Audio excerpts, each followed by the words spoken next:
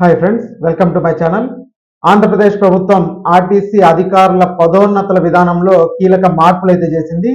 ఇకపై పదోన్నతులకు merit rating రిపోర్టులతో పాటు వార్షిక రహస్య నివేదికలు అంటే ఏసీఆర్ ని కూడా పరిగణనలోకి తీసుకొని ఉన్నారు. ఈ కొత్త నిబంధనలు 2025, 2026 ఆర్థిక సంవత్సరం నుంచి దశల వారీగా అమల్లోకి అయితే వస్తాయి. ఈ మార్పుల వల్ల పదోన్నతుల్లో పారదర్శకత పెరుగుతుందని భావిస్తున్నారు. మరోవైపు ఆర్టీసీ వర్క్ షాపుల్లో పనిచేసే ఉద్యోగులకు వచ్చే ఏడాది 16 సెలవులు అయితే మంజూరు చేసింది.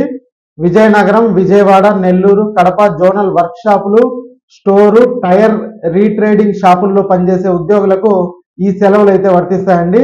ట్రాఫిక్, గ్యారేజ్ విభాగాల్లో పనిచేసే వారికి 5 సెలవులు అయితే ఖరారు చేశారు. ఈ మేరకు ప్రభుత్వం ఉత్తర్వులు అయితే జారీ చేసింది. ఈ సెలవుల మంజూరుతో ఆర్టీసీ ఉద్యోగుల్లో సంతోషం వ్యక్తం చేస్తున్నారు. వర్క్ షాపుల్లో పనిచేసే ఉద్యోగులకు అదనపు సెలవులు కల్పించడం ద్వారా వారి పని ఒత్తిడిని తగ్గించవచ్చని ప్రభుత్వం భావిస్తుంది. ఇక ఈ వీడియోకి ఒక లైక్ చేయండి, అలాగే మా ఛానల్ సబ్స్క్రైబ్ చేసుకోండి. Thanks for watching.